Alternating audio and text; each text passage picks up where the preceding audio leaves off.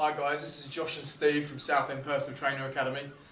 So I run a group on Facebook called UK Personal Trainers or UK PTs, and we often get questions come through from a lot of our students and also non-students about certain questions about the fitness industry.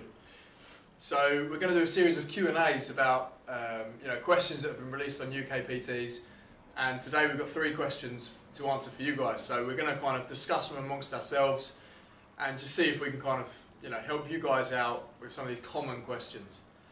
So the first one is, do I need a website? What do you think? 100%. Looking back to when I started out as a PT, I've got to say I never had a website. I was struggling, trying to find clients. To me, it's probably more about the reach. Mm-hmm. If you look at a website, I mean, the amount of reach you can get from it, I personally believe it's a very underestimated tool for a PT.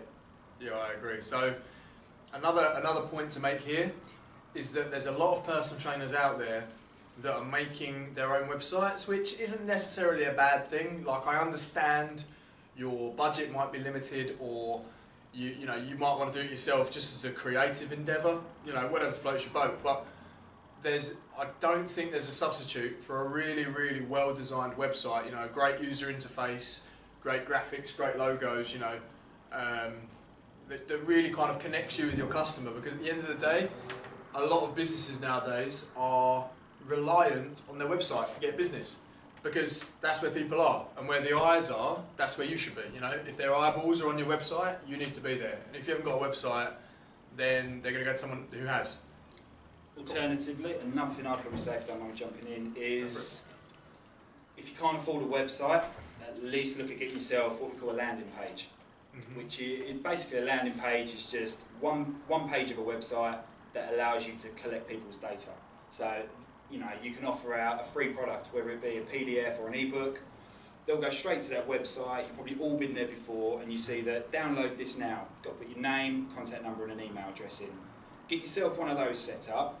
That way anyone that's interested, inquiring, you've got their details. Whether they want to sign up initially, you've got that details there. So let's say 3 months down the line, you might think, right, I'm gonna put an offer out there. You've got these people that you can email. You can always draw them back in. So if you can't afford a website, definitely get yourself a landing page. Nice. Okay, so question number 2. Can I train pregnant people with a level 3 qualification? Hot topic. Yeah. Well, kind of speaking with a little bit of experience, my girlfriend's currently pregnant at the moment. And she sent me something the other day, and it was that you should be doing ab and core based exercises while pregnant.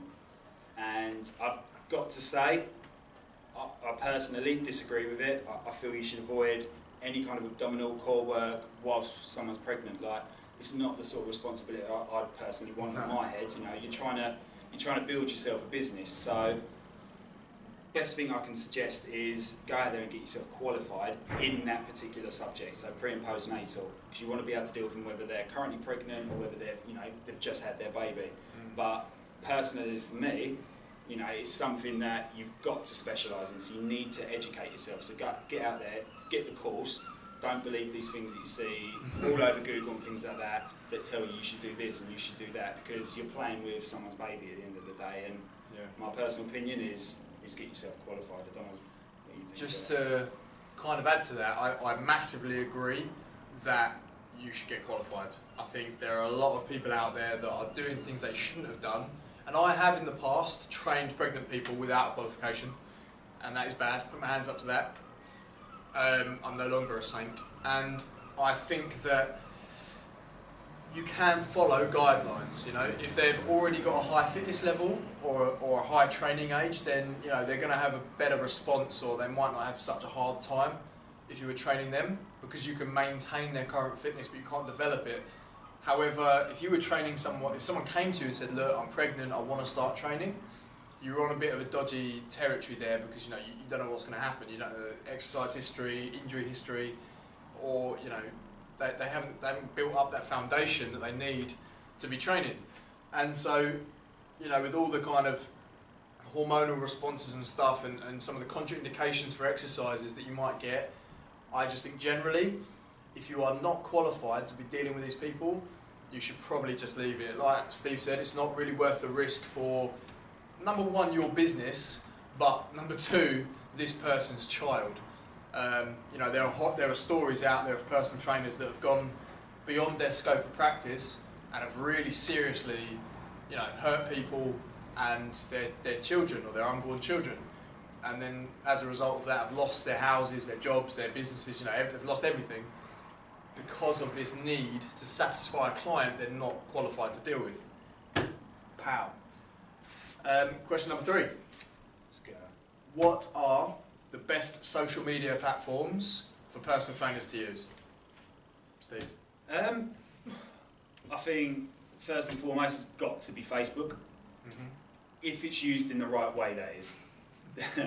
The amount of times, I mean, we've done another video, feel free to check it out on 5 things to avoid in a Facebook post, but I mean, used in the correct way, using adverts, again, you're getting that data in, then yeah, by all means, I think Facebook is by far the best one you can go to, and you're probably going to hit a hell of a lot more people in a target zone than you would if you was using others, like Twitter, for example. But at the same time, I mean, I don't know what your views are, but Twitter, personally, just isn't for me, but that's just a personal opinion.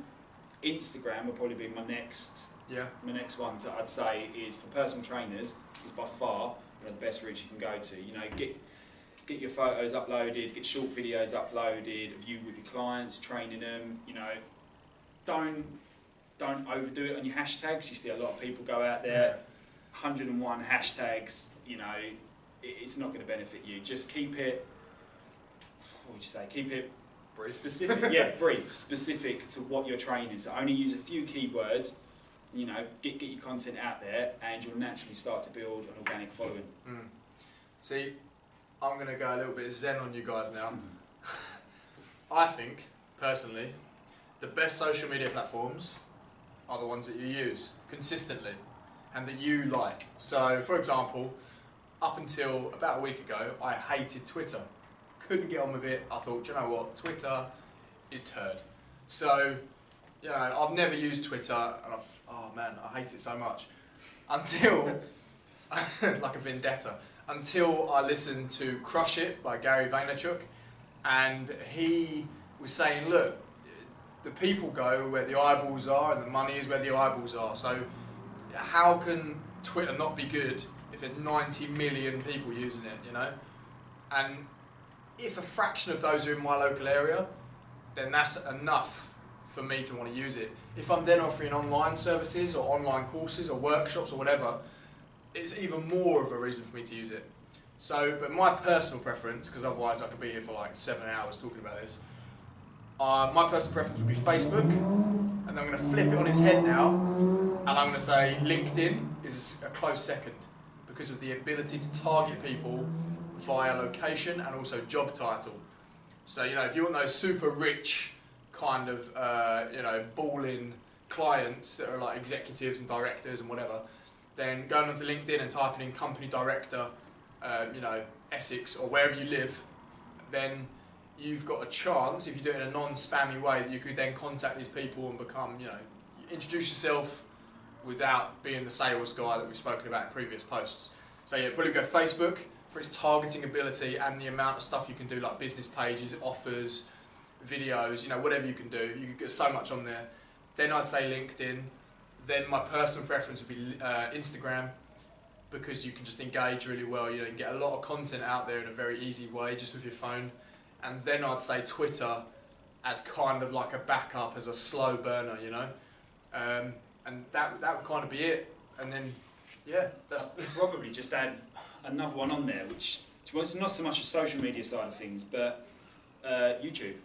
Just quickly looking at YouTube, I mean, you know, you need that in order, depending on what obviously you're doing, but for your social media. So, for example, you film yourself, even again, if it's just short videos with your clients, before, after photos, whatever it is that you want to film, get that content up onto YouTube, because from there, you can then share it to your other social media platforms. So, don't forget, obviously, you've got YouTube for that as well. Plus, after Google, apparently, I can't remember if this is true, I could have just been making this up completely, but I'm sure that YouTube is now the second most popular search engine in the world after Google.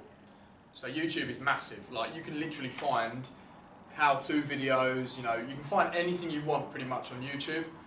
And I think that if you are not using YouTube as part of your social media, you know, like a video series like we're doing right now, then you're going to be missing out on these people searching you and the ability to become kind of the go-to authority in your area for that particular topic. And I think you could, you know, if you utilise, let's say you choose 3, let's say you choose Facebook, Instagram and YouTube. If you do those properly, you can reach, you know, well, as an example, our adverts for Southend PT Academy on average per month reach 100,000 people, if not more. So there's no reason you could not be doing the same for, like, you know, £300, £400, £500 a month on an ad budget. That's just on Facebook. If we then include Instagram and YouTube, you might have potentially hundreds upon hundreds of thousands of people seeing your stuff. And it's not just about the short-term win, it's about building up this long-term engagement and making this community kind of respect you and love you and worship the ground that you walk on, throwing rose petals and, you know, giving you champagne and stuff. So yeah, they're the 3 questions that we've answered today. There'll be a transcription underneath in the description and we'll go through what we said, and then just stay tuned for our next videos. Cool. Peace. Namaste.